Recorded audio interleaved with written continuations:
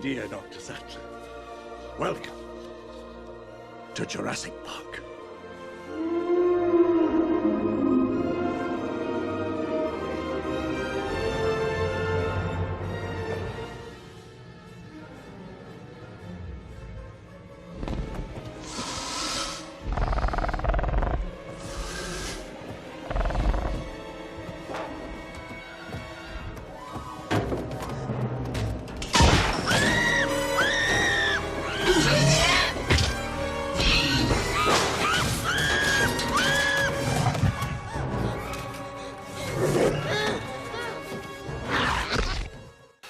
Welcome to CP101, and if you've gone over to Papa Dan's channel and watched his video from Caleb, you saw that he chose the Raptors. So that's the model kit we're going to start with. And we used the Army Painter red tone ink, and we used the Army Painter strong tone ink. So the red ink was put on first, like for the tongue, and then once it was dry, I futured it to get it that real glossy wet look, and then I went over just a small amount of the strong tone ink to bring out some of the details in the surface of the tongue. And I basically did the same thing with his gums and his teeth. I actually kind of used my dog. Looked inside her mouth to kind of see how the gums, were. So I kind of patterned the gums kind of after my dog. And it sounds silly, but so we took our first layer was the Army Painter red tone ink, and I went right over this color plastic because actually that was the perfect color for the gums as a base color.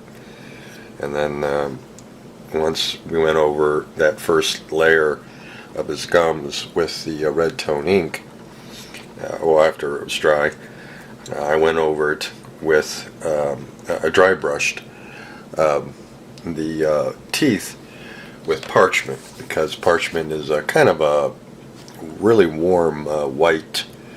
So we went over the teeth with the parchment, and then once the parchment was dry, and that was dry brushed on there, and then I went over everything with the Army Painter strong tone ink to kind of darken everything up just a little bit, so they don't look kind of shiny and new. That the teeth's been around for a while. So, but we've cut on the head anyway. We've cut the snap pins off, which I always do on a snap kit, because you always get a little better fit when you cut those pins off. Sometimes those pins will cause misalignment between the two halves, and this is real important on this kit to have proper alignment, because we have this skin pattern that we have to match up, and we'll have to go back and trim and fill. Just a real quick look here, you can see how we got a nice gap there on top of his head that we're going to have to take care of. So because we're using, in this case we're going to be using acrylic putty, my Vallejo. This is the best stuff to use for this kind of work when you're dealing with figure modeling and textures and skin textures and skin detailing. So we're going to be using the Vallejo putty. And once we get the little guy here together, I was going to say the big guy, but really the T-Rex is the big guy. But once we get his head all together and ready for the filler, then we'll be using the Vallejo putty, and we'll get in there and close all that up. And we're back, and we got our first raptor put together. We've got some putty work done. I left some on purpose because we're going to do some of this putty work on camera, but you can see how he requires a lot of putty work. But even with that, I think he's still really cool. A lot of putty work around the legs you're going to have to do, and as you can see here at the neck, where the neck joins to the main body, we've got a lot of work to do there, but it'll be easy peasy with the Vallejo acrylic putty, just as it was pretty easy peasy with the legs and the spine here, where we had some pretty good gaps up by the neck area. We have a little bit of a gap back here on his tail that we've filled in with the Vallejo, and we used really the basic common tools that you would normally use. We used our X-Acto for scraping some of the mold lines off, like the front arms had some mold lines that needed to be scraped off. So we lightly scraped the mold lines off, lightly scraped some of the areas where it left a little bit of a mark when we cut it off the tree. So we used that. And then we used our small metal files. We got a small rat tail here. We got a small two-sided file that we used for around the claws. So that's what we did there. We used our 320-220 sanding stick.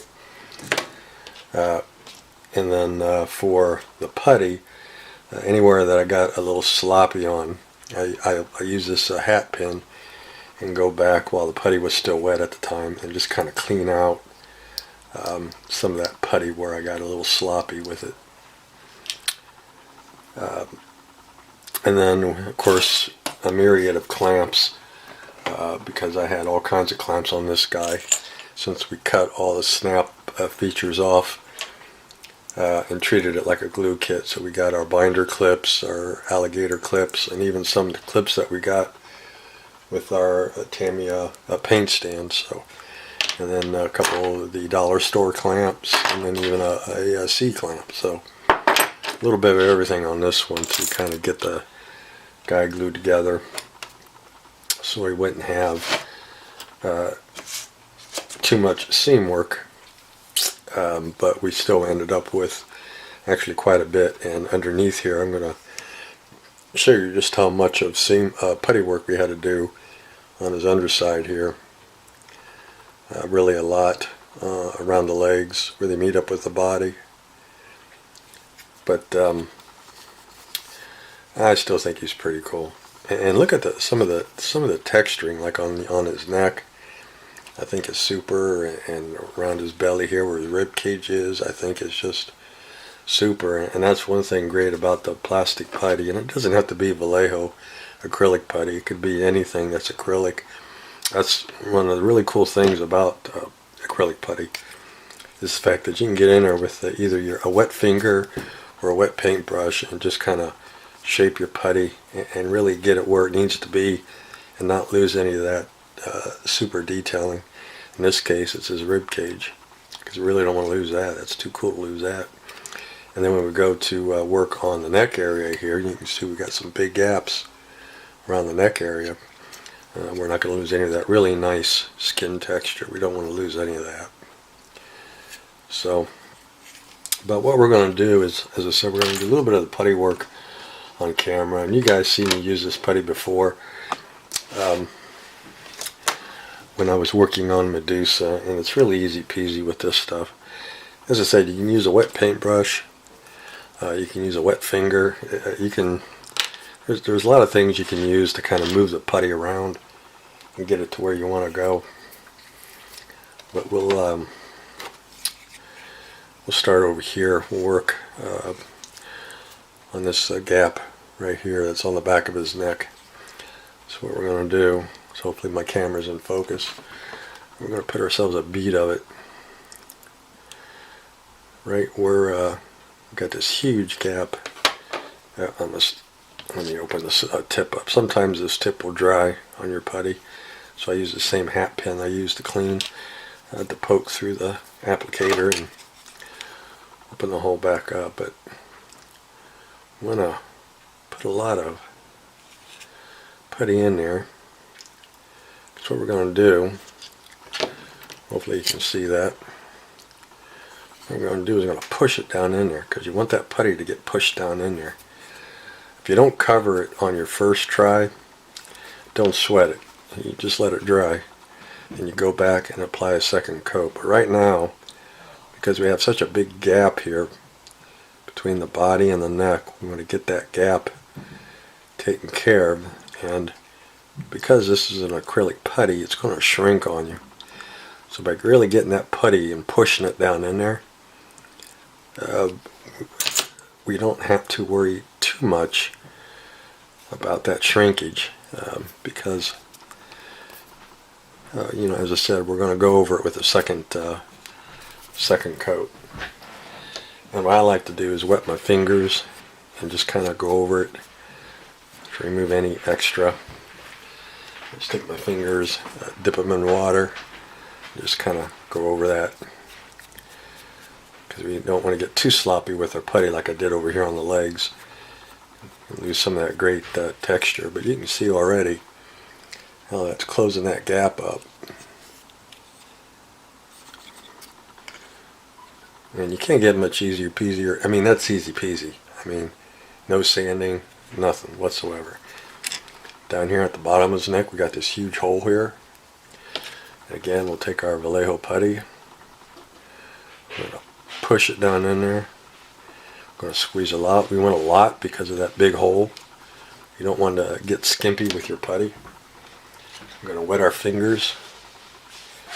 We're going to go in here and just go just like that. In any place, like you can see here how the putty, because the water pulled apart, that's okay. We're just going to leave it, because we're going to go over that with a second coat, or we can take the extra that we took off of there and go over it again just like that, and close up that hole. But you can see how quick that was. And we'll let that dry. And if any pinholes open up in the putty, easy peasy, no sweat, we just put another coat on there. We go over it with our wet finger. So we've done no sanding. I've done no sanding on this whatsoever. This is all just the putty and my wet finger or a wet brush. And you know, we don't lose any of that super skin detailing, because to me that's what really makes this a really cool model kit. It's not so much, you know, if I had to rate this kit, if I had to give it a number scale, I'd give it definitely a 10 for detailing, especially the skin texturing. I might give it maybe a 5 at best for fit, because to be honest with you, the fit on this is really poor. But it makes up for that because of the super details on the skin. So now we've just done this on camera. I've completely gone all around the neck and close that gap up. Just super easy peasy. And it doesn't have to be Vallejo. It could be whatever acrylic putty you want to give your you know, give a try on. It doesn't have to be Vallejo. But I really do believe for figure modeling anyway, not so much car modeling, but figure modeling, because the car modeling, you're doing a lot of building, and I really don't think acrylic putty is good for building. Like we're working on the Whiskey Runner, I still prefer the old school glazing putty for that, because you can really build up some nice layers with the glazing putty. And not that you can't do it with this, it just takes a lot longer. But for figure modeling, and for this, you know, when you have small areas like on his neck, man, you just can't beat acrylic putty. It's just super stuff. So we're going to let that neck dry, and if any shrinkage occurs, we'll hit it one more time with the Vallejo putty, wet finger. We'll clean it up. Continue on. We got some seam work to do on his front arms here, and then we got a little bit of seam work. We got a lot of seam work really to do on this leg here, his left leg. We need to get all that filled in there in the front. We've done that already to his right legs. His right leg's looking pretty good. I don't think we're going to have to do too much to it. I think we've got everything filled in that needs to be filled in. And we'll do the left leg here, get that all done. And then we'll see how we're looking on the putty. And then if it looks good, then he's going to be ready for paint. We'll have to silly putty his mouth to protect that while we paint the body here. So after we get him done, our next step is to do number 2 raptor. And for that, we're going to be right back.